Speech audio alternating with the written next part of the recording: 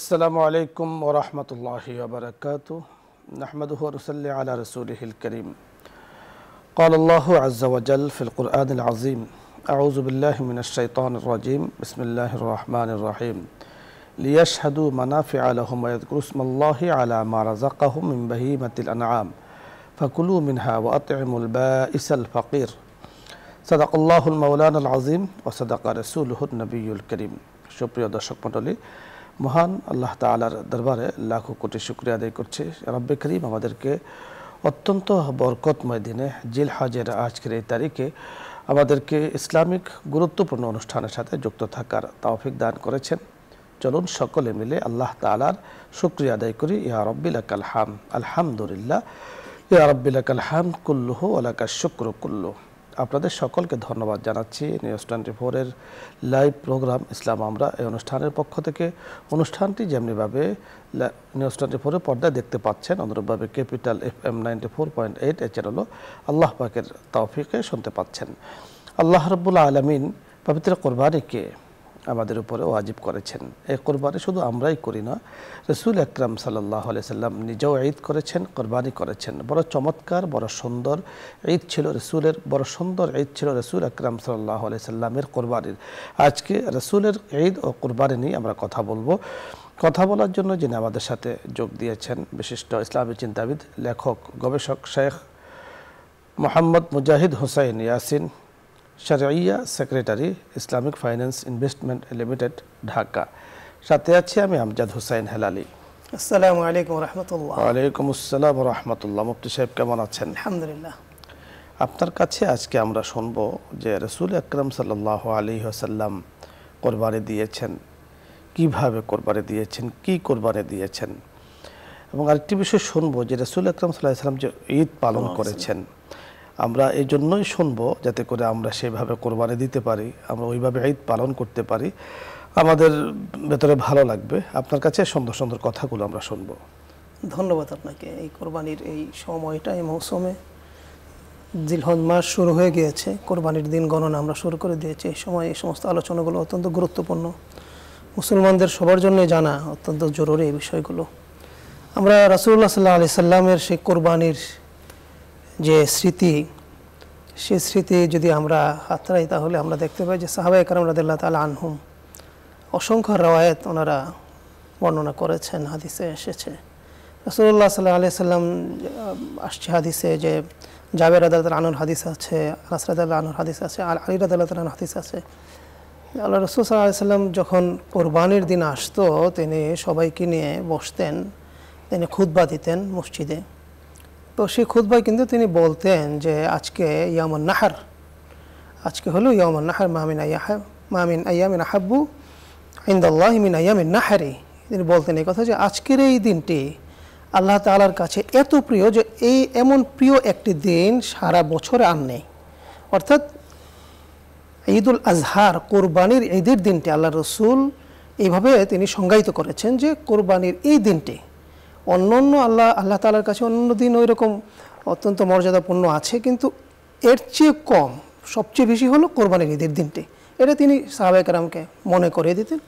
তারপরে তিনি বলতেন যে আমরা এই যে আজকে এখানে সমবেত হয়েছি, আমরা সমবেত হয়েছি ঈদুল আজহার সালাত আদায়ের জন্যে। আমরা সালাত আদায় করব, আমাদের মতো এইভাবে যারা আদায় করবে তাদেরটা সহি হবে, এবং আমরা সালাত আদায়ের পর আমরা কি করব? কোরবানি করব। এইভাবে যারা অনুসরণ করে, যারা আদায় করবে কোরবানির ঈদের এই সময়টা, এই মানে ইবাদতের যে বিষয়বস্তু এগুলো যারা পালন করবে তাদেরটা সহি হবে। আর যদি এইভাবে আদায় না করে, যে কেউ যদি কোরবানি নামাজের আগে দেওয়ার চেষ্টা করে অথবা দেয়, তাহলে তার কোরবানি হবে না, তার ঈদও হবে না। আল্লাহ রাসূল সাল্লাল্লাহু আলাইহি সাল্লাম এইভাবে তিনি বয়ান দিয়ে, খুতবা দিয়ে রাসূলুল্লাহ সাল্লাল্লাহু আলাইহি সাল্লাম ঈদের নামাজ তিনি আদায় করতেন, পড়াতেন। তারপরে তিনি কোরবানি দিতেন। হাদিসে এসেছে, বিভিন্ন রাওয়ায়াতে এসেছে যে আল্লাহ রাসূল সাল্লাল্লাহু আলাইহি সাল্লাম নিজ হাতে কোরবানি করেছেন, নিজ হাতে তিনি জবাই করেছেন।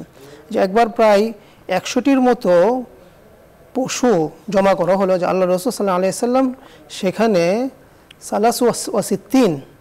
63টি কোরবানির পশু তিনি জবাই করেছেন একাধারে। তারপর হযরত আলীর আলী রাদিয়াল্লাহু তাআলা আনহুকে তিনি নির্দেশ দিয়েছেন যে তুমি আমার উম্মতের পক্ষ থেকে, অর্থাৎ উম্মতে মুহাম্মদ আল্লাহ রাসূল সাল্লাল্লাহু আলাইহি ওয়াসাল্লামের উম্মত যারা, আমরা যারা, আমার পক্ষ থেকে আলী তুমি কোরবানি করে দাও।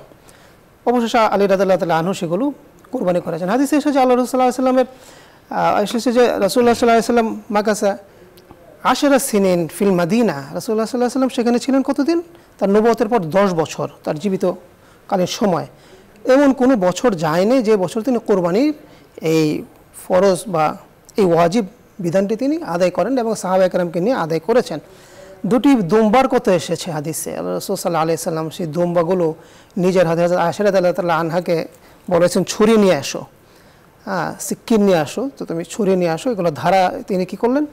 ধার দিলেন, এগুলো ধার দিয়ে তিনি জবাই করলেন।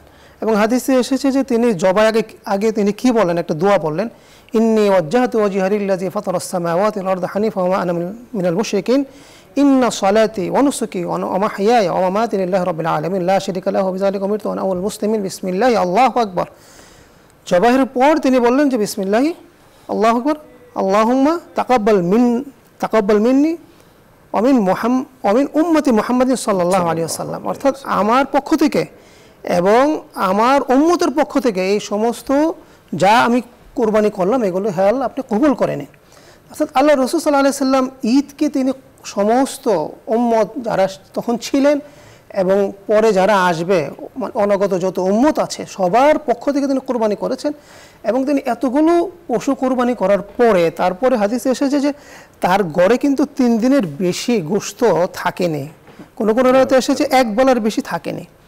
তো এখান থেকে যারা মুহাদ্দিসিনে কেরাম, ফুকাহায়ে কেরাম, তারা এটা মাসালা ইস্তিমবাদ করেন, ইস্তিহাদ করেন, গবেষণা করে বের করেছেন যে কোরবানির যে গোশত আছে এগুলো যারা কোরবানি দিতে পারেনি অথবা যাদের সে সামর্থ্য নেই তাদের সবার মধ্যে বিলি বন্টন করে খাওয়া হলো সবচেয়ে উত্তম। আর চমৎকার আপনি বলছিলেন রাসূল আকরাম সাল্লাল্লাহু আলাইহি ওয়াসাল্লামের ঈদ এবং কোরবানি বড় চমৎকার ছিল। সেই যোগ সেই সময় যদি আমরা পেতাম, আমরা যদি সচক্ষে দেখতে পারতাম রাসূলের সেই ঈদ পালন, কোরবানি, আমরা যদি রাসূল আকরাম সাল্লাল্লাহু আলাইহি ওয়াসাল্লামের সঙ্গে ওই সময় থাকতাম, কতই না সৌভাগ্যবান আমরা হতাম। আল্লাহ রাব্বুল কারীম আমাদেরকে দয়া করে মায়া করে রাসূল আকরাম সাল্লাল্লাহু আলাইহি সাল্লামের উম্মত বানিয়েছেন। আল্লাহ রাব্বুল কারীম আমাদের উপরে ইহসান করেছেন বহু লক্ষ কোটি গুণ বেশি, যে আল্লাহ তাআলা রাসূল আকরাম সাল্লাল্লাহু আলাইহি সাল্লামের উম্মত বানিয়ে আমাদেরকে জগতের বুকে পাঠিয়েছেন এবং আল্লাহ তাআলা আমাদেরকে রেখেছেন। আল্লাহ তাআলা আমাদেরকে রাসূল আকরাম সাল্লাল্লাহু আলাইহি সাল্লামের সুন্নাহগুলোকে জীবনে বাস্তবায়ন করার তৌফিক দান করুন। আমিন। রাসূল আকরাম সাল্লাল্লাহু আলাইহি সাল্লাম ঈদের দিন সকালে, ঈদুল আজহার দিন সকালে কিছু খেতেন না। নিজের কোরবানির পশুর গোশত দিয়ে রাসূল প্রথম ওই দিন খানা খেতেন, যা আমাদের পরিভাষায় আমরা ইফতার বলি। এটাকেও এক ধরনের রোজা বলে, যদিও রোজা নয়, কারণ ওই দিন রোজা রাখা হারাম। তাহলে আমরা বুঝতে পেরেছি ঈদুল ফিতরের দিন আগে রাসূল আকরাম সাল্লাল্লাহু আলাইহি সাল্লাম 3টা খেজুর খেতেন নামাজে যাওয়ার আগে, আর ঈদুল আজহাতে রাসূল আকরাম সাল্লাল্লাহু আলাইহি সাল্লাম নামাজের আগে কিছুই খেতেন না। নিজের কোরবানির গোশত দিয়ে রাসূল ওই দিন প্রথম আহার শুরু করতেন। রাসূল আকরাম সাল্লাল্লাহু আলাইহি সাল্লাম ওই দিন সকাল থেকেই তাকবীর বেশি করে বলতেন, আল্লাহু আকবার, আল্লাহু আকবার, লা ইলাহা ইল্লাল্লাহু, আল্লাহু আকবার, আল্লাহু আকবার, ওয়ালিল্লাহিল হামদ। রাসূল আকরাম সাল্লাল্লাহু আলাইহি সাল্লাম ওই দিন নামাজে যাওয়ার আগে বেশি বেশি দান করতেন, সদকা করতেন। আমরা এই কাজগুলো করি ইনশাআল্লাহ। গরিব মিসকিন যারা আছে আল্লাহ তাআলা আমাদেরকে যেভাবে হুকুম করেছেন, শরীয়ত যেভাবে নির্দেশনা দিয়েছেন, তাদের হক ও হুকুকাত আদায় করি ইনশাআল্লাহ রেজায়ে মাওলা আমাদের জন্য নসিব হবে। আল্লাহ পাক আমাদেরকে কথাগুলো বোঝার তৌফিক দান করুন। আমিন। আলোচ্য বিষয় নিয়ে যদি আপনাদের কারো কোনো কিছু জানার বুঝার থাকে আপনি প্রশ্ন করতে পারেন, অথবা যে কোনো মাসলা মাসাইল নিয়ে আপনি চাইলে প্রশ্ন করতে পারেন। আমরা চেষ্টা করব কথা বলার জন্য। প্রথমে যিনি আছেন, আসসালামু আলাইকুম ওয়া রাহমাতুল্লাহ। দর্শক নাম বলে পরিচয় দিয়ে প্রশ্ন করুন।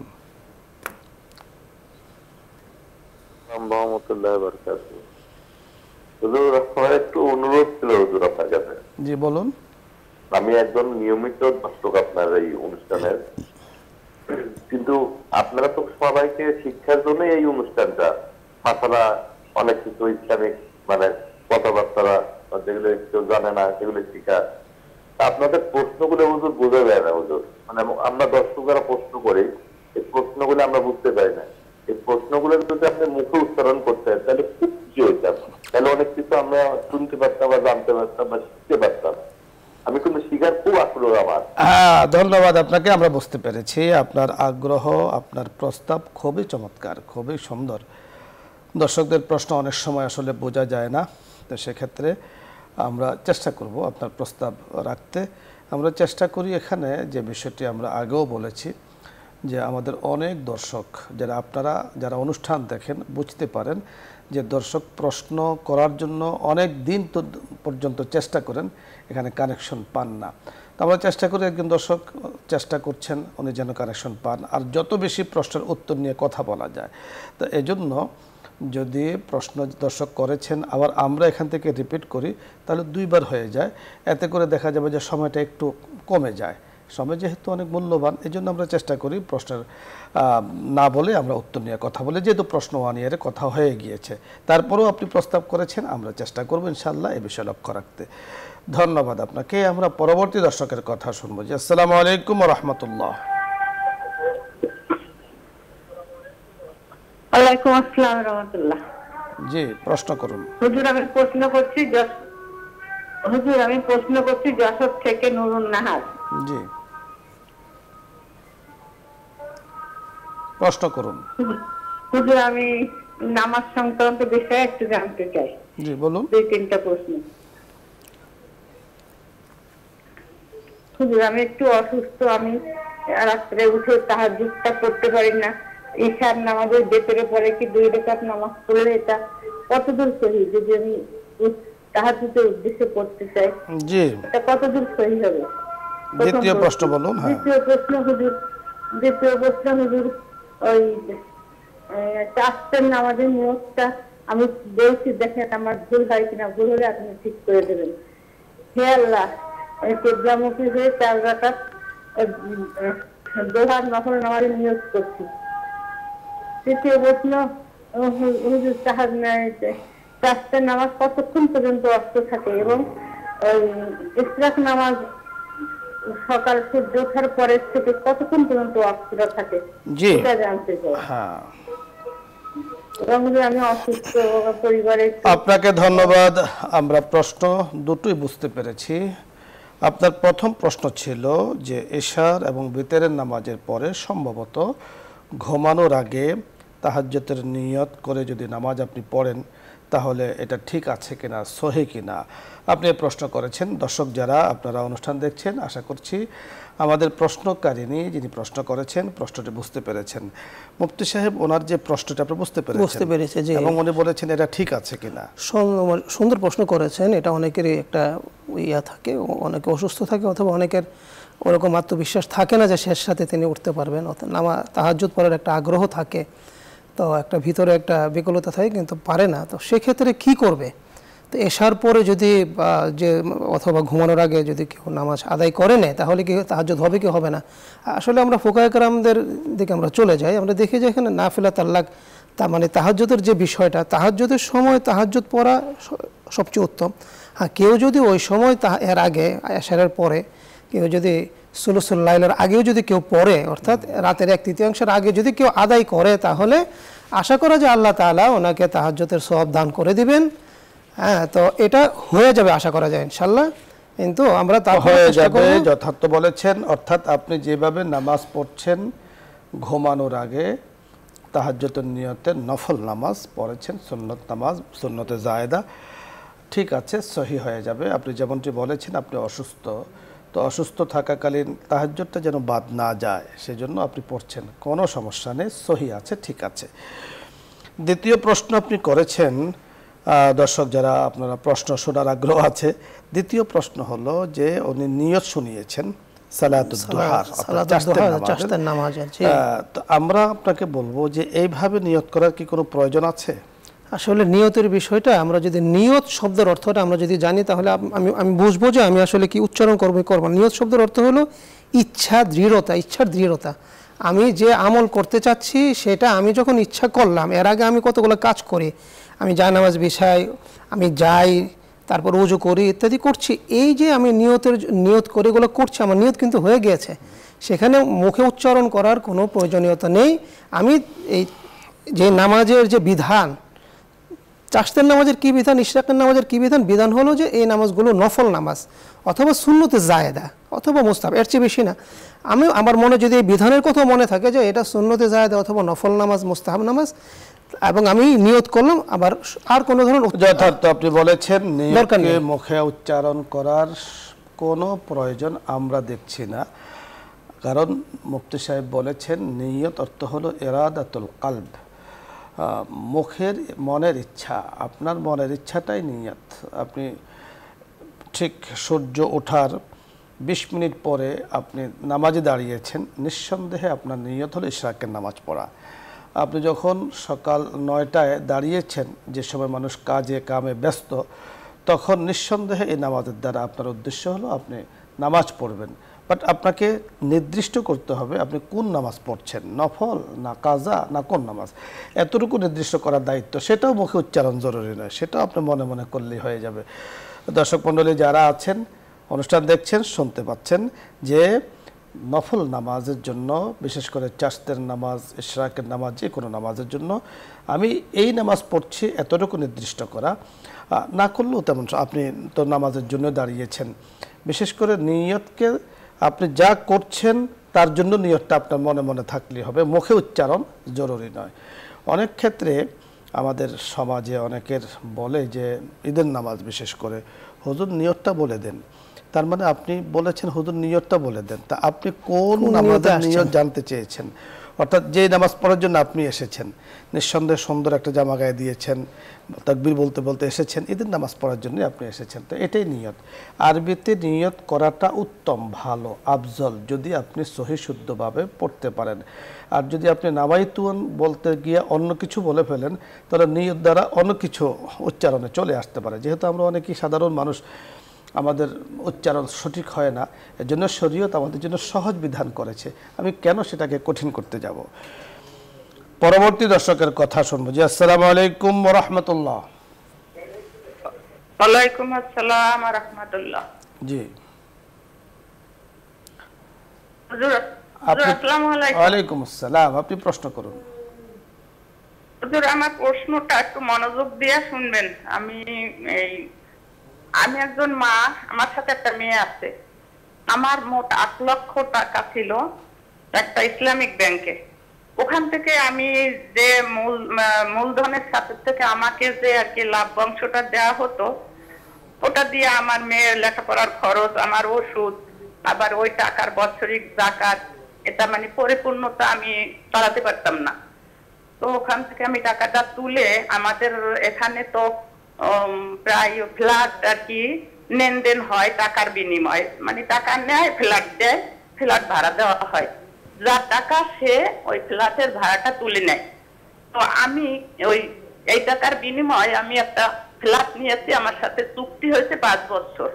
এখন আমি ওনাকে প্রতি বছর আমার মূলধন থেকে যদি 10,000 টাকা কর্তন করি, 5 বছরের চুক্তিতে 50,000 টাকা, তাহলে কি আমার ওই ফ্ল্যাটের ভাড়াটা মানে হালাল হবে? এটাই আমার জানা। অত্যন্ত সুন্দর প্রশ্ন করেছেন, আপনাকে ধন্যবাদ। আমরা আপনাকে বিষয়টি বুঝিয়ে বলছি, আশা করছি আপনার জন্য সহজ হবে। জি, মুফতি সাহেব বুঝতে পেরেছেন, সুন্দর প্রশ্ন করেছেন। দর্শক যারা অনুষ্ঠান দেখছেন, প্রশ্নটি সুস্পষ্টভাবে আপনারাও বুঝতে পেরেছেন। ফ্ল্যাট সংক্রান্ত একটি মাসআলা আমাদের দর্শক জানতে চেয়েছেন। ওনার একটা ফ্ল্যাট, অর্থাৎ অনেক কিছু টাকা দিয়ে একটি ফ্ল্যাট উনি নিয়েছেন, এবং এই ফ্ল্যাটটা উনি সম্ভবত এটা কিভাবে নিয়েছেন যে একেবারে কিনে নেননি, উনি কিছু টাকা জামানত রেখেছেন, জামানত রেখে যে মালিক তার কাছে জামানত রেখেছেন, এবং ইনি এই ফ্ল্যাটটা কি করছেন, আবার ভাড়ায় খাটাচ্ছেন। মুফতি সাহেব বিষয়টা এমন নয়, বিষয়টা হলো মূলত উনি যেটা জানতে চেয়েছেন সহজ বিষয়।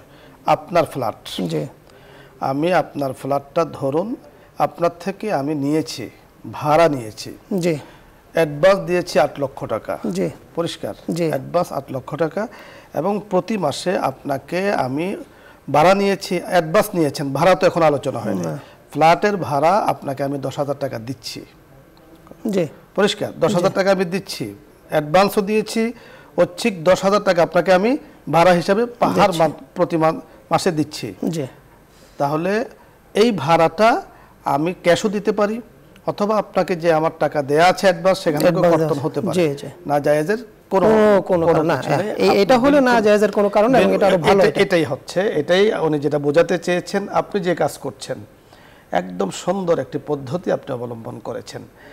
নাজায়েজ পন্থা আপনি অবলম্বন করেননি, কারণ নাজায়েজ পন্থা অনেক সুরত আছে যেগুলো নাজায়েজের। আপনি যে সুরতটি বলেছেন জায়েজ সুরত এবং খুব ভালো একটা সুরত। যখন আপনি 5 বছর হোক 10 বছর হোক, কাটতির পরে আপনাকে মূলধন ফেরত দিবে, ফ্ল্যাট আপনি ফেরত দিয়ে দিবেন। ধন্যবাদ। পরবর্তী দর্শকের কথা আমরা শুনবো। জি, আসসালামু আলাইকুম ওয়া রাহমাতুল্লাহ।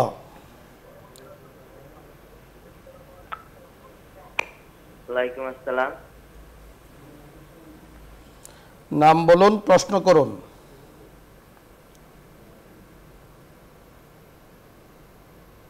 দর্শক শুনতে পাচ্ছেন? আপনি সালামের উত্তর নিয়েছেন, ধন্যবাদ আপনাকে। পরবর্তী দর্শকের কথা।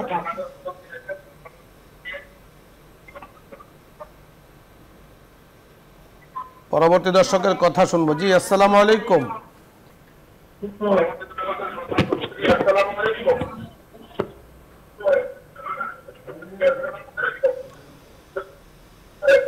ধন্যবাদ। এরপরে ওয়ালাইকুম আসসালাম। টিভির ভলিউম কমিয়ে নিন, এরপরে প্রশ্ন করুন।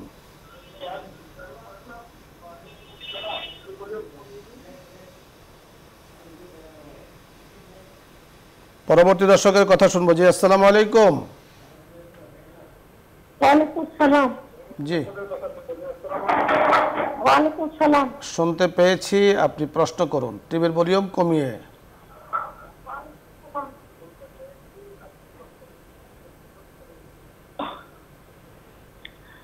আমার প্রশ্ন হচ্ছে, আমি সন্ধ্যার মাগরিবের পর 2 রাকাত ইমামের সাথে মতপূর্ণ 2 রাকাত নামাজ পড়ি, এটা কি ঠিক আছে? ধন্যবাদ, আমরা বুঝতে পেরেছি। আপনি শুনতে থাকুন। সোমবার, প্রতি সোমবার মাগরিবের পরে 2 রাকাত নফল নামাজ উনি পড়েন, ঠিক আছে কিনা? নফল নামাজের জন্য তো কোনো আসলে দিন তারিখ অথবা কোনো সময় মাকরুহ ছাড়া কোনো সময় নির্ধারণ করা নাই এবং নিষিদ্ধ না, আদায় করতে পারেন। কিন্তু শুধু সোমবার কেন তিনি নফল নামাজ পড়েন, এটা আরেকটা প্রশ্ন, যে এটা কেন। এটাকে যদি আপনি নির্দিষ্ট করেন সোমবারেই পড়তে হবে, দেখা যাবে যে আপনি প্রতি সোমবার পড়েন, পরে আপনার সন্তানে পড়বে, এরপরে আপনার নাতিনে পড়বে, এইভাবে একটা জরুরি মনে করতে পারে, নফলকে ফরজ পর্যায়ে চলে যেতে পারে, পরবর্তীতে একটা সমস্যার সম্মুখীন হয়ে যেতে পারেন। এই জন্য নফলের জন্য কোনো দিন তারিখ ঠিক নয়, আপনি যখন ইচ্ছা তখনই সোমবার পড়ুন, বৃহস্পতিবার পড়ুন, ইবাদত যে পর্যায়ের ওই পর্যায়ে রাখা উত্তম। পরবর্তী দর্শকের কথা আমরা শুনবো। জি, আসসালামু আলাইকুম ওয়া রাহমাতুল্লাহ। আসসালামু আলাইকুম। ওয়ালাইকুম আসসালাম। হুজুর আসসালামু আলাইকুম। ওয়ালাইকুম সালাম। জি, হুজুর, আমার 2টা প্রশ্ন আছে। জি বলুন। হুজুর, আমার প্রথম প্রশ্ন হচ্ছে, মাগরিবের নামাজ মোট 6 রাকাত?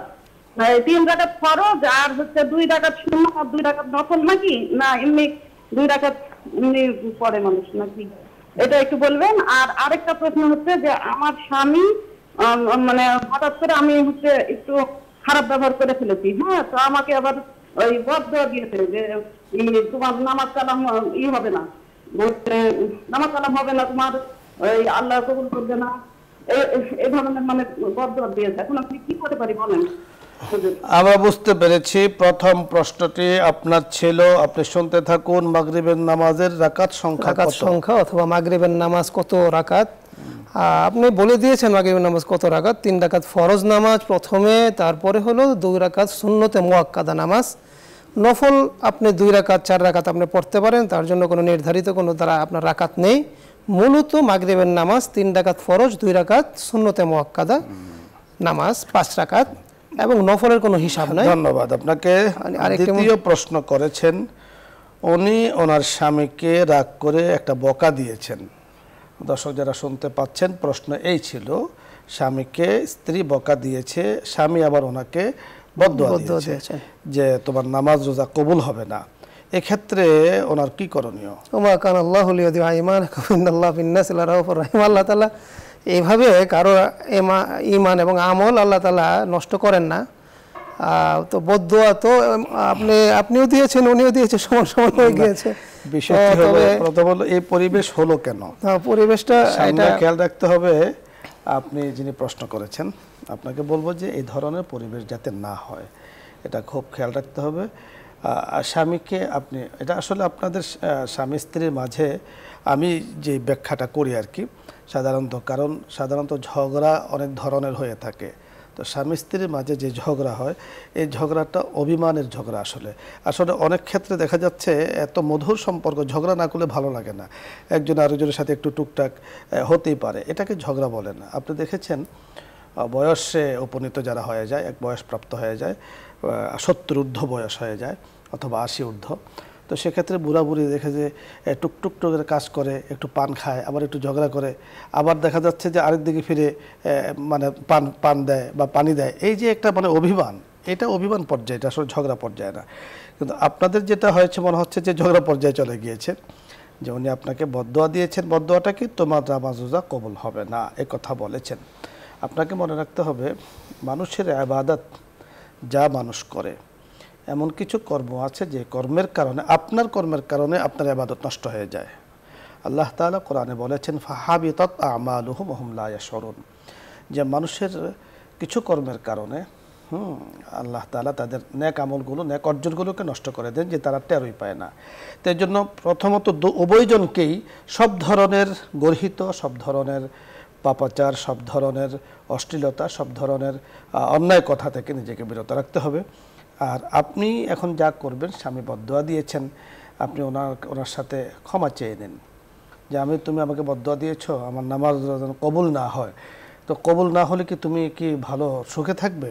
আমি এত নামাজ পড়েছি, তুমি চাও যে আমি এখন কষ্টে থাকি? নিঃসন্দেহে বলবে যে না, তুমি কষ্ট থাকো আমি এটা বলবো না। নামাজ যদি কবুল না হয় তাহলে দুনিয়াতে আযাব আসবে, গজব আসবে, এটা তুমি চাও? নিঃসন্দেহে উনি চায় না। তাহলে চায় না বোঝা গেল দিল থেকে বলেন নাই, বলেছেন ওপর থেকে। আপনি ওনার কাছে ক্ষমা চেয়ে নেন, সুন্দর আচরণ করুন, সুন্দর ব্যবহার দিয়ে বিষয়টাকে সমাধান করে নেওয়া আপনার জন্য উত্তম। এগুলোর জন্য প্রশ্ন করার আসলে কোনো প্রয়োজন নেই। আশা করছি আপনি বুঝতে পেরেছেন। পরবর্তী দর্শকের কথা আমরা শুনবো। জি, আসসালামু আলাইকুম ওয়া রাহমাতুল্লাহ। ওয়ালাইকুম আসসালাম ওয়া রাহমাতুল্লাহি ওয়া বারাকাতুহু। বলছিলাম বউকে যদি মা বলি গাল দেয়, মানে এটা কেমন হবে? আপনি আপনার পরিচয় বলুন, এরপরে কথাটি আবার বলুন, আমরা বুঝতে পারিনি কোত্থেকে আপনি বলছিলেন। জি, বলতে বউকে যদি মানে মা তুলে গালাগালি দেয়, বিস্তৃত ভাষায় গালাগালি দেয়, এটা কেমন হয়? বুঝতে পেরেছেন? বুঝতে পেরেছি, আপনি শুনতে থাকুন। আমাদের মেহমান বুঝতে পেরেছেন, আমরা কথা বলছি বিষয়টি নিয়ে। শতম গালি দেওয়া, কে গালি দিয়েছে? স্ত্রী স্বামীকে গালি দিয়েছে, স্বামীকে গালি দেওয়া বা স্বামী স্ত্রীকে গালি দেওয়া, এই কথা তো আমরা আলোচনা করছি। আসলে স্ত্রী স্বামীকে গালি দেবে, আসলে গালি তো এমনি হারাম। যে গালি মানে যেটা গালিতে যেটা রূপান্তরিত হয় ভালো কথা না, এটা তো হারাম, কষ্ট পাবে মানুষ, এমন কথাও বলা হারাম। এবং স্বামীর একটা মর্যাদা আছে, স্বামীর একটা মর্যাদা আল্লাহ তাআলা দিয়েছেন, এটা মানুষ দেয় নাই, আল্লাহ রসুল দিয়েছেন। যখন তিনি স্বামী তখন তার আলাদা একটা মর্যাদা স্ত্রীর কাছে আছে, স্ত্রীর জন্য কিন্তু স্বামীর একটা আলাদা একটা মর্যাদা থাকে। তো উভয় যদি উভয়ের সম্মান যদি রক্ষা করেন তাহলে তো এই পরিস্থিতি হয় না। যদি গালি দিয়ে থাকেন তাহলে সেটা অত্যন্ত গর্হিত কাজ করেছেন, গুনাহের কাজ করেছেন। যদি মা বাবা তুলে গালি দিয়ে থাকেন, স্বামীর মা বাবা নিজের মা বাবার মতো, স্ত্রীর মা বাবা নিজের মা বাবার মতো, স্বামীর কি বলে মা বাবার মতো। না, রাসূল আকরাম সাল্লাল্লাহু আলাইহি সাল্লাম আমাদেরকে পরিষ্কার শুনিয়ে দিয়েছেন যে তোমরা তোমার মা বাবাকে গালি দিও না। এক সাহাবী জিজ্ঞাসা করেছেন, ইয়া রাসূলুল্লাহ, আমি তো আমার মা বাবাকে গালি দেব না। রাসূল বলেছেন, তুমি অন্যজনের মা বাবাকে গালি দিয়েছ, তো সে তোমার মা বাবাকে গালি দিবে, তাহলে যেন প্রকারান্তে তুমি তোমার মা বাবাকে গালি দিয়েছ। তো আপনি যে মাসআলাটি জানতে চেয়েছেন যে স্ত্রী যদি স্বামীর মা বাবাকে বকা দেয়, গালি দেয়, মা বাবার নাম তোলে গালি দেয়, তাহলে বিবাহ বন্ধনে কোনো সমস্যা হবে কিনা? এর দ্বারা বিবাহ বন্ধনে কোনো সমস্যা নেই। নিঃসন্দেহে কাজটা গর্হিত, নিন্দনীয় এবং অত্যন্ত ঘৃণিত একটি কাজ, এর থেকে দূরে থাকতে হবে, কিন্তু বিবাহ বন্ধনে এর দ্বারা কিন্তু কোনো সমস্যা আসবে না। পরবর্তী দর্শকের কথা আমরা শুনবো। জি, আসসালামু আলাইকুম ওয়া রাহমাতুল্লাহ।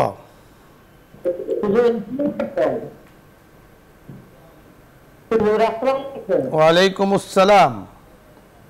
আমার 3টা প্রশ্ন ছিল যে আমি নিয়মিত আপনাদের এই অনুষ্ঠান শুনি। জি, আমার সবসময় হুজুর অসুস্থ লাগে থাকে, আমি ডায়াবেটিস রোগী, হার্টের রোগী, প্রেশারের রোগী, আমার সবসময় থাকে হুজুর। আর আমি কি এমন করতে পারি? আর দ্বিতীয়ত হলো হুজুর, আমি ছেলে মেয়ের জন্য এত দোয়া করেছি হুজুর আল্লাহর কাছে, আমার দোয়াকে আল্লাহর কাছে করতে হয় না, আমার একটু সমস্যা আছে হুজুর। আর দ্বিতীয়ত প্রশ্ন হলো হুজুর, আমি একক নামাজ যখন শেষ যায় তাহলে আর করতে পড়তে ইচ্ছে করে না। আমি এই 3টা প্রশ্ন জানতে চাই, কি আমার ফলে কি হবে হুজুর? জি, ওয়ালাইকুম আসসালাম ওয়া রাহমাতুল্লাহ। আপনি অনেকগুলো প্রশ্ন করেছেন, একই প্রশ্নের ধরন ভিন্ন। আপনি অসুস্থ, দোয়া চেয়েছেন, কি আমল করলে আল্লাহ পাক ভালো রাখবেন, ছেলে মেয়েদের জন্য দোয়া করেন, দোয়া আপনার মনে হয় যে কবুল হচ্ছে না, আর এক ওয়াক্ত নামাজ যদি না পড়েন অন্য ওয়াক্ত পড়তে মনে চায় না। একই প্রশ্নের মধ্যে অনেক অংশ রয়েছে। মুফতি সাহেব, প্রথমত উনি অসুস্থ, ওনার জন্য আমরা দোয়া করছি, আল্লাহ তাআলা সুস্থতা নিয়ামত দান করেন। উনি কি আমল করতে পারেন যাতে করে নেকের প্রতি, ইসলামের প্রতি, নামাজের প্রতি ওনার মন বসবে? আল্লাহ তাআলা শিখিয়ে দিয়েছেন, ফাসাব্বিহ বিহামদি রাব্বিকা ওয়াস্তাগফিরহু ফাকুলতু আস্তাগফিরু রাব্বাকুম ইন্নাহু কানা গাফফারা ইরসিলিস সামা আলাইকুম মিদরারা। অসুস্থতা বলেন অথবা অসুস্থ হলে মানুষ যে সমস্ত বালা মুসিবতের মধ্যে আক্রান্ত হয়, বিপদের আক্রান্ত হয়, বিপদে পড়ে, তো এই সমস্ত বিষয়গুলো কেন হয় আমাদের মানে ফ্যামিলিতে, সমাজে মানুষ কেন বিপদে আক্রান্ত হয়? তো এই আক্রান্ত হয় মানুষের যখন গুনাহ বেড়ে যায়, পাপ রাশি বেড়ে যায়। আল্লাহ তাআলা বলছেন যে সব সময় সর্বাবস্থায় তুমি কি করবে? অন্যান্য ফরজ, সুন্নত, ওয়াজিব ইবাদতের পাশাপাশি বেশি বেশি ইস্তেগফার করবে। আস্তাগফিরুল্লাহ আস্তাগফিরুল্লাহ আস্তাগফিরুল্লাহ। বুখারী শরীফের সর্বশেষ যে হাদিসটি, সুবহানাল্লাহ বিহামদিহি সুবহানাল আযীম ওয়া বিহামদিহি, তাসবিহ পড়বে, আল্লাহ তাআলার তাসবিহ। এই তাসবিহ যখন পড়া হবে, এই জাতীয় তাসবিহ আল্লাহ তাআলার, শুধু ইস্তেগফার পড়লে কিন্তু হবে না, সাথে সাথে তাসবিহ লাগবে। তাসবিহের মধ্যে আল্লাহ তাআলার হামদ ও সানা আছে, আল্লাহ তাআলা খুশি হন। ইস্তেগফার হলো আমি গুনাহ থেকে আমি নিজেকে আল্লাহ তাআলার কাছে মাফ চাইলাম, নিজেকে আমি কি করলাম? তওবা করে আল্লাহ তাআলার কাছে পেশ করলাম, এটা হলো ইস্তেগফার। তো বেশি বেশি যদি আমি ইস্তেগফার করতে পারি, বেশি বেশি ইস্তেগফার করবেন, আমরা বুঝতে পেরেছি। আমরা ইনশাআল্লাহ শুধুমাত্র গুনার কারণেই আসলে বালা মুসিবত আসে না, বিভিন্ন কারণে বালা মুসিবত আসে। গুনাহকে মাফ করার জন্য বালা মুসিবত আসে, মর্যাদাকে উঁচু করার জন্য বালা মুসিবত আসে, এবং আল্লাহ তাআলা পরকালে তার জন্য বিশেষ একটা অংশ দেবেন, এজন্য হতে পারে। এজন্য সব ধরনের বালা মুসিবত থেকে আল্লাহ তাআলার কাছে ক্ষমা চাওয়া চাই। আপনার আমল, যেটা আমাদের মুফতি সাহেব বলেছেন, দুটো আমল আপনি বেশি করে করবেন, ইস্তেগফার এবং দুরূদ শরীফ। আর একটি আমল হলো লা ইলাহা ইল্লাল্লাহু মুহাম্মাদুর রাসূলুল্লাহ। উহুদ পাহাড় সমপরিমাণ সওয়াব একবার যদি কেউ কালিমা তাইয়্যিবা পাঠ করে আল্লাহ তাআলা তাকে দান করেন, তাহলে 3টি কাজ আপনি বেশি করে করবেন। আরো অনেকগুলো কর্ম আছে, আপনি আশা করছি অনেক কাজ আছে, আপনি আশা করছি এতটুকু আমল করেন, বাকিগুলো ইনশাআল্লাহ আপনার জন্য সহজ হয়ে যাবে। আপনার মনে হচ্ছে মুফতি সাহেব, সংক্ষেপে আপনার কাছে শুনবো, আমাদের হাতে সময় একদম কম। ছেলে মেয়েদের জন্য যে উনি দোয়া করছেন, ওনার মনে হয় কবুল হয় না, এই মনে হওয়াটা ঠিক নয়। এই মনে হওয়াটা অবশ্যই ঠিক নয়। আল্লাহ তাকনাতু মির রাহমাতিল্লাহি ইন্নাল্লাহু যুনুবা জামিআ। অসংখ্য আয়াতে আল্লাহ তাআলা বলছেন, ইয়া ইবাদাল্লাযিনা আসরাফু, তুমি আমার ব্যাপারে কখনো, ইয়া ইবাদিয়াল্লাযিনা আসরাফু আলা আনফুসিহিম, তুমি কখনো আমার ব্যাপারে নিরাশ হবে না, হতাশার মধ্যে থাকবে না। আল্লাহ তাআলা দোয়া অবশ্যই কবুল করবেন। আল্লাহ তাআলা চাইলে এটার ফল দুনিয়াতে দিতেও পারেন, অথবা এটা আমার ভালোর জন্য আল্লাহ তাআলা আখিরাতেও সেটা দিতে পারেন। এটা আমাকে বিশ্বাস করতে হবে। কবুল হয় না এই কথা আমরা এই কথা বলা ঠিক নয়। আরেকটি প্রশ্ন করেছেন আপনি যে এক ওয়াক্ত নামাজ না পড়লে আরেক ওয়াক্ত পড়তে মনে চায় না, এই ক্ষেত্রে ওনার কি করণীয়? আসলে এটা আমরা আসলে ধোঁকার মধ্যে আছি। আল্লাহ তাআলার কাছে আমরা পানা চাইবো। বিশেষ করে আমরা সবসময় যে আল্লাহ তাআলাকে হাজির নাজির জানি, আমি যে অবস্থায় আছি, নামাজের সময় হলে, ইবাদতের সময় হলে আমাদেরকে আল্লাহ তাআলা ডাকতে থাকেন। আমি যদি ডাকটা আমি শুনতে পাই, তাহলে আমি কেন আরেক ওয়াক্ত নামাজ কেন আমি বাদ দিব, বাদ দেওয়ার কেন চেষ্টা করব? জি, ধন্যবাদ আপনাকে। ইনশাআল্লাহ আমাদের এটা আর হবে না। এই ভাবটা আসলে আসে মূলত, আমরা যতটুকু বুঝি, ইবাদত কবুল হওয়ার কিছু কিছু লক্ষণ আছে। ইবাদত কবুল হওয়ার লক্ষণে ত্রুটি যদি হয়, তাহলে এই ধরনের ভাব চলে আসে। তো আপনি সর্বপ্রথম আপনার কাজ হলো নামাজগুলোকে খুব মনোযোগের সাথে পড়বেন। আর এটা একটা শয়তানের ধোঁকা। আপনি যে নামাজি হয়ে যাচ্ছেন, শয়তানের জন্য আপনাকে নিয়ে বড় পেরেশান। এক ওয়াক্ত পড়েছেন, আর এক ওয়াক্ত যাতে পড়তে না পারেন, এই জন্য সে বড় পেরেশান থাকে, আপনাকে শয়তান এই ধরনের ধোঁকা দিয়ে থাকে। তো এই জন্য আপনি শয়তানের ধোঁকা থেকে বাঁচার জন্য আউযু বিল্লাহি মিনাশ শাইতানির রাজিম সবসময় পড়বেন। আপনি নয়, আমাদের সকলেরই পড়া উচিত আউযু বিল্লাহি মিনাশ শাইতানির রাজিম, সকলেরই পড়া উচিত। মুফতি সাহেব, ধন্যবাদ আপনাকে, চমৎকার সুন্দর আলোচনা করেছেন। অনেক আলোচনা আপনি করতেন, কিন্তু আমাদের হাতে সময় নেই, দুঃখিত যে আপনাকে সময় দিতে পারলাম না। ধন্যবাদ। দর্শক মণ্ডলী, আমরা আজকে অনুষ্ঠানের একেবারে শেষ পর্যায়ে আছি। আমরা আল্লাহ তাআলার কাছে দোয়া করব, আল্লাহ তাআলা আমাদের সকলকে মাফ করে দিন। আসন্ন কোরবানি যেন আমরা যথাযথভাবে সঠিকভাবে রাসূল আকরাম সাল্লাল্লাহু আলাইহি সাল্লামের সুন্নাহ অনুযায়ী রাসূল যেভাবে কোরবানি করেছেন, ঈদ করেছেন, সেভাবে পালন করতে পারি, মাওলাই কারীমের কাছে সেই কামনা করে আজকের মতো বিদায় নিচ্ছি। আসসালামু আলাইকুম ওয়া রাহমাতুল্লাহি ওয়া বারাকাতুহু। দরুদ ইস্তেগফার পাঠ করে দোয়া হয়ে যাবে। اللهم صل على محمد وعلى آل محمد كما صليت على إبراهيم وعلى آل إبراهيم إنك حميد مجيد. اللهم بارك على محمد وعلى آل محمد كما باركت على إبراهيم وعلى آل إبراهيم إنك حميد مجيد. أستغفر الله ربي من كل ذنب وأتوب إليه. لا حول ولا قوة إلا بالله العلي العظيم. الحمد لله رب العالمين، والصلاة والسلام على سيد الأنبياء والمرسلين وعلى آله وأصحابه أجمعين.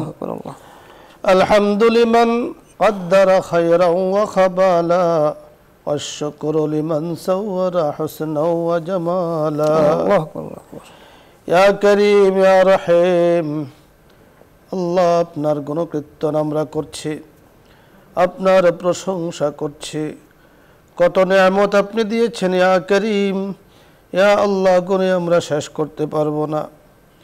ইয়া আল্লাহ, আপনি করিম, আপনি রহিম, আপনি গফফারুজ যুনুব, সাত্তারুল উয়ুব। মেহেরবানি করে আমাদের জিন্দেগির গুনাহগুলো মাফ করে দেন। আল্লাহুম্মা আমিন। মাওলাই করিম, আপনি বলেছেন আপনার হাবিবকে মুহাব্বত করার জন্য, আপনার হাবিবের সুন্নত অনুযায়ী চলার জন্য। আপনি এর দ্বারা মাওলাই করিম আমাদেরকে মুহাব্বত করবেন, জীবনের গুনাহগুলো মাফ করবেন। ইয়া করিম, আপনার হাবিবকে মুহাব্বত করার আমাদেরকে তৌফিক দান করেন, সুন্নতি জীবন ধারণ করার তৌফিক দান করেন। মাওলাই করিম, ইয়া আল্লাহ, যাদের উসিলায় জগৎ আমরা দেখেছি, আমাদের অনেকের মা, অনেকের বাবা, আত্মীয় স্বজন মাওলাই করিম কবরে শুয়ে আছেন, কারো জান্নাতের বাগান হয়ে আছে, কেউ কষ্টে আছেন, সব বিচ্ছুর গর্তে পড়ে আছেন। মাওলাই করিম, আমরা জানি না কে কেমন আছেন। ওগো করিম, ইয়া আল্লাহ, ইসলাম ওমরে প্রোগ্রামের মাধ্যমে মাওলাই করিম কত মানুষ আমাদের সাথে হাত তুলে আমিন আমিন বলছেন, মনের আকুতি মিনতি গুলোকে পেশ করছেন, বাবা মার জন্য ক্ষমা চাচ্ছেন। মেহেরবানি করে সকলের বাবা মাকে আপনি মাফ করে দেন। মাওলাই করিম, জান্নাতের টুকরা বানিয়ে দেন। জাহান্নাম, কবরের আযাবের সাথে কোনো যোগাযোগ যদি হয়ে থাকে, মেহেরবানি করে আপনি দূর করে দেন। আমিন। ইয়া আল্লাহ, মা বাবাকে সব সময় মনে পড়ে, বিশেষ করে বিশেষ সময়গুলোতে আরো বেশি মনে পড়ে। সামনে কোরবানি আসছে, ইয়া আল্লাহ, মা বাবার সাথে আমরা ঈদ করতাম, কত স্মৃতি, কত কিছু আমাদের মাওলাই করিম ছিল, কত আনন্দময় ঈদ ছিল। মাওলাই করিম, জগতের সকল কিছু আছে, কিন্তু জগতের মধ্যে সবচেয়ে প্রিয় মা, সবচেয়ে আদরের বাবা। মাওলাই করিম, যাদের বেঁচে নাই, মেহেরবানি করে তাদের অভাবগুলোকে ইয়া আল্লাহ আপনি দূর করার ব্যবস্থা করে দেন। মাওলাই করিম, ইয়া আল্লাহ, যেখানে বসে হাত তুলেছে এই সুন্দর এলাকাকে আপনি কবুল করে নেন, বসুন্ধরা পরিবারকে কবুল করে নেন। সম্মানিত চেয়ারম্যান মহোদয়কে ইয়া আল্লাহ, পরিবারের সদস্যবৃন্দ যারা আছেন, আমরা যারা আছি, ইয়া আল্লাহ, মেহেরবানি করে আপনি মাফ করে দেন। আল্লাহ, আপনি করিম, আপনি রহিম, জিন্দেগিকে বরকতময় করে দেন, আল্লাহুম্মা আমিন। হায়াতকে বরকতময় করে দেন, আল্লাহুম্মা আমিন। আমলকে বরকতময় করে দেন। আমিন। ইয়া আল্লাহ যথাযথভাবে ইবাদত করার তৌফিক দান করেন। আমিন। জিল হজের চাঁদ মাওলাই করিম দেখা গিয়েছে, তারিখ শুরু হয়ে গিয়েছে। যারা আমল শুরু করেছেন মেহেরবানি করে আপনি কবুল করে নেন, আমিন, আমিন। বরকত আপনি দান করেন। আল্লাহুম্মা আমিন। মাওলাই করিম আমাদের দেশের জন্য সর্ব অবস্থায় খায়র ও কল্যাণের ফয়সালা করে দেন। আল্লাহুম্মা আমিন। আসমানি জমিনি বালা মুসিবত থেকে হেফাজত করেন। আল্লাহুম্মা আমিন। মাওলাই করিম দেশের জন্য প্রাকৃতিক দুর্যোগ থেকে আপনি হেফাজত করেন। আমিন। মাওলাই করিম আগুন পানি থেকে আপনি হেফাজত করেন। আল্লাহুম্মা আমিন। মানুষের আয় কামাই রুজিতে আপনি বরকত দান করেন। আমিন ইয়া রাব্বাল অসুস্থ মানুষগুলোকে আপনি সুস্থতার নিয়ামত দান করেন। আল্লাহুম্মা আমিন। ওগো করিম, কত মানুষ ইসলাম আমরা এই অনুষ্ঠান দেখছেন, অসুস্থ হয়ে শারীরিক কষ্টে পড়েও তারপরও নিয়মিত এই অনুষ্ঠান দেখেন, বোঝার চেষ্টা করেন, আমল করার চেষ্টা করেন। মেহেরবানি করে আরো বেশি করে আমল করার তৌফিক দান করেন। আমিন, আমিন। এই মুহাব্বতের কারণে ইয়া আল্লাহ মেহেরবানি করে শিফায়ে কামিলা আজলা দায়েমা কুল্লিয়া দান করেন। আমিন। আল্লাহ আপনি আহকামুল হাকিমিন রব্বুল আলামিন। আল্লাহ আপনি কাদের মুতলাক, সকল শক্তির মালিক, আপনি কুন ফায়াকুনের মালিক। ইয়া আল্লাহ ইহ পরজগতের মালিক, আসমান জমিনের মালিক, যা কিছু আছে সকল কিছুর মালিক। মাওলাই করিম অসুস্থ মানুষকে সুস্থতার দেওয়ার মালিক আপনি, আল্লাহ অভাবীদের অভাবকে দূর করার মালিক আপনি। আল্লাহ। মেহেরবানি করে तमाम যার যে প্রয়োজন আছে আপনি পূরণ করে দেন। আমিন, যার আমিন। যে নেক হাজাত আছে আপনি পূরণ করে দেন। আমিন। মাওলাই করিম যেই দিন যেই সময় চলে যাব আল্লাহ, যেতে তো হবে, থাকতে আমরা পারবো না। কেউ থাকতে পারে নাই, কিয়ামত পর্যন্ত কেউ থাকতে পারবে না, আমরাও চলে যাব। মেহেরবানি করে আখিরি কালিমা আমাদের জবানে এইভাবে চালু করে দিয়েন, লা ইলাহা ইল্লাল্লাহু মুহাম্মাদুর রাসূলুল্লাহ। সাল্লাল্লাহু আলাইহি